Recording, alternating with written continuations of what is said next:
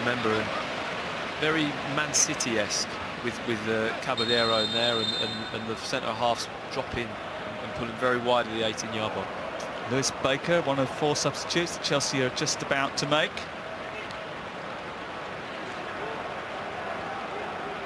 A few changes for Arsenal as well. Joseph Willock has just come on, and he'll go into midfield.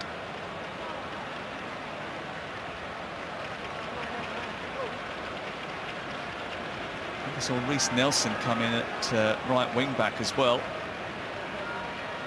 think he's at the bottom of your screen, just left of centre. Lewis Baker is the first of the Chelsea substitutes.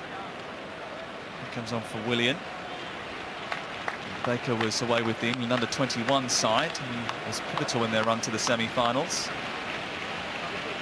at the European Championships.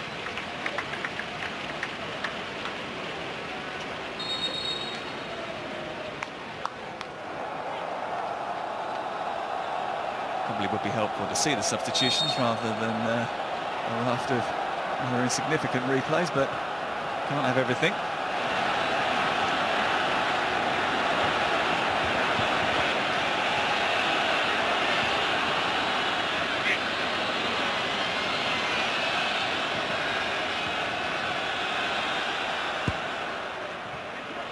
Wearing 31 for Chelsea is Fikayo Tomori, another one who will be relatively well known to England supporters who have watched some of the youth tournaments over the summer as part of the England side that won the World Cup.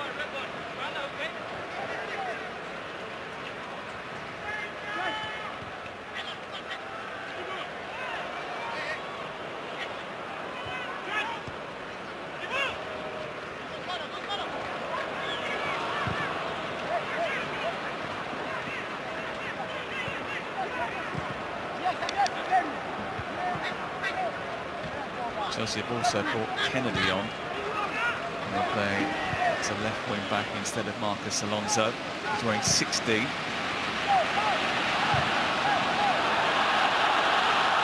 is Kennedy. And he's thrown himself to the floor rather dramatically.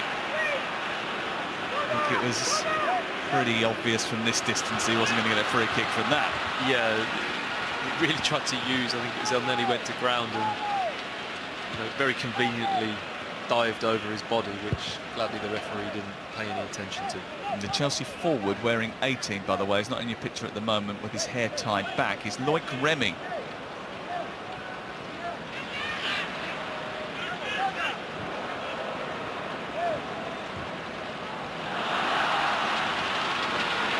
Piliqueta getting it away, and now Baker sends Remy down the right hand side. He was at Crystal Palace on loan last season. Didn't work out for him. Still got the ball here. And that didn't work out for him either. Didn't use that to the best of its ability, that chance. It was a good opportunity, but again, Chelsea gaining possession and looking so dangerous with that first pass, really cutting through Arsenal and getting the ball in behind or into space. And Remick really should do better with that opportunity. Even bring somebody into play or at least keep the ball alive and in the danger area. This is Reece Nelson. Did okay against Bayern Munich. It was impressive in the game in Sydney as well. This is Tomori.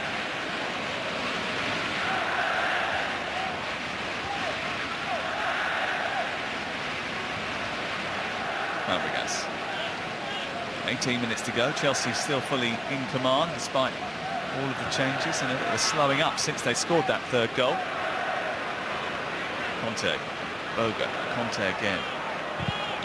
Fabregas. Oh, it's a really good take. Super take. And almost finished off too. What a great run that was. From right back from Fikayo Tomori. Fantastic pass as well, Fabregas, first time, a little bit of fade on it. What a first touch, I must say. It totally made the chance, and it was worthy of a goal, that first touch. It was positive and aggressive. Well, you ask the question regularly, when are these Chelsea kids going to come through? Could this be the year? Hopefully it'd be great. It'd be great to see a few come through and really establish themselves. I don't just mean be squad players, really established themselves as a starting 11 first team member. Tomori, actually, on the top of your picture, was the captain of the Canada under-20 side that beat England about 18 months ago, switched allegiances and was part of the England under-20 side that won the World Cup. Can play for Nigeria internationally as well. Kolasinac.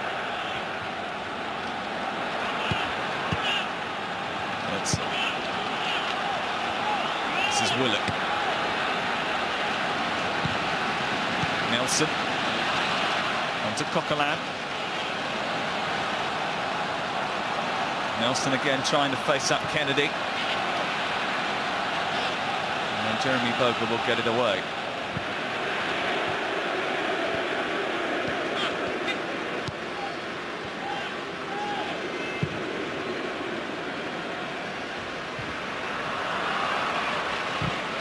Very quickly onto that, and Baker could be away here. He's pulled back by Kolasinac, and you don't see a yellow card too often in these pre-season friendlies, but you might see one here.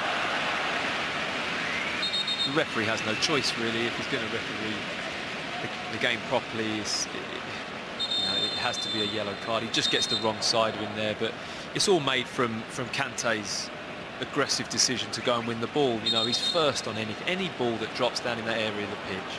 He's on it in a shot.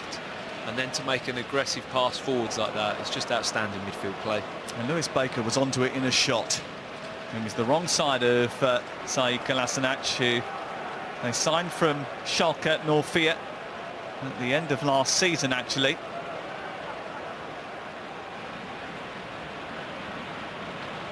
And a little drinks break and some more substitutions. And a chance for Doniel Malen, who moved to Arsenal 2 years ago from Ajax, a Dutch forward, to get a chance for the last 15 minutes of the game. Chelsea going to make some more changes too.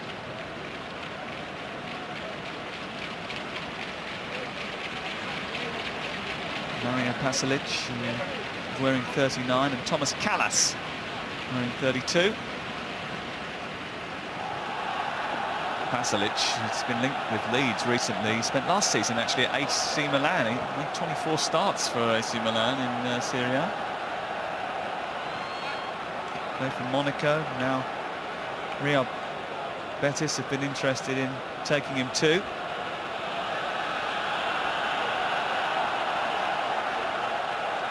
What does he learn from the 76 minutes that he's seen in the Bird's Nest?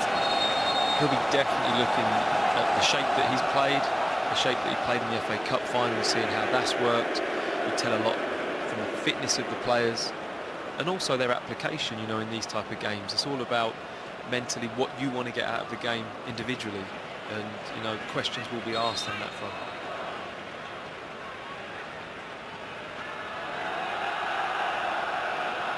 Arsenal have changed their goalkeeper now. Wearing 26 is Emi Martinez. You would have seen him throughout the course of the season. Last year he played a few games when Pedicek and Ospina were injured. Batshuayi and Williams' afternoon is finished, and so is N'Golo Kante's.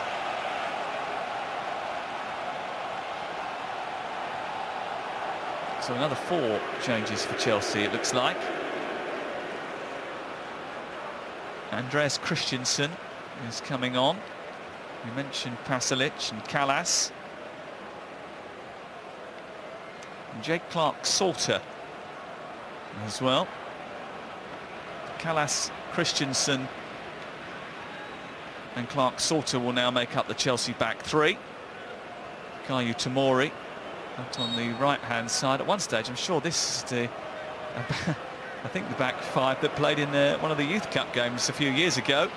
Christensen's been on loan at Borussia Mönchengladbach for a couple of years and played in the Champions League. Callas has been out all over the place. He was at Fulham last season, Middlesbrough the year before. Reports are that he might be linked with Hull. Here's Loic Remy trying to go through. Offside flag is up.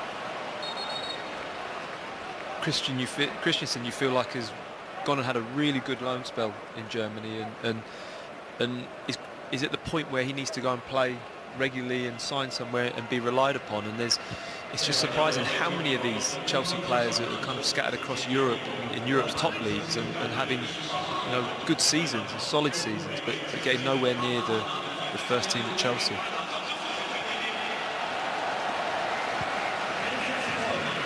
Carl Scott is wearing 36 and he's in Chelsea's midfield now too. Alongside Pasalic. This is Boga. And it virtually is a youth team now with Loic Remy. Or graduates from the youth team and Loic Remy. That's Clark Salter. And this is Christensen. Reports yesterday that Christensen was being eyed up by Sevilla for £13.4 million. Chelsea, I don't think, can afford to go into the season with another centre-back like after losing Zuma to Stoke City. It's going to be interesting to see what happens there, because from his personal point of view, you know, to keep his development happening, he needs to go and play. And what a good club to go and play in. Sevilla, you know, a very successful team at the moment. And, you know, that's come off the back of 2 seasons of football in Germany where he's been outstanding. Chelsea fans will be hoping that he sticks around. He's playing in the middle of the back three there. Just keeping an eye on Olivier Giroud. This is El Neni. It was a game that started really brightly, and at the start of the second half, Chelsea just took it away from Arsenal. Despite a brief flurry after that, Arsenal haven't really shown many signs of getting back into the game. The closest they've come for me is when Chelsea have made a few scruffy errors and given away possession poorly, but in terms of creating a lot of goal-scoring opportunities through their own creative play, you know, it's something that Arsenal won't be best pleased with today. Looks like the kit sales are going okay, doesn't it? Definitely. One major positive out of the afternoon. Daniel Mallon trying to get the ball into the centre. It's straight into the arms of Willy Caballero. It does amaze me, actually, that almost everyone inside the stadium, at least 80% of the people inside the stadium, are wearing replica kits. It does make you wonder if they actually are Chelsea or Arsenal fans, really, or whether it was just a stipulation of the game to go, you have to buy one of the coloured shirts. Don't be a cynic.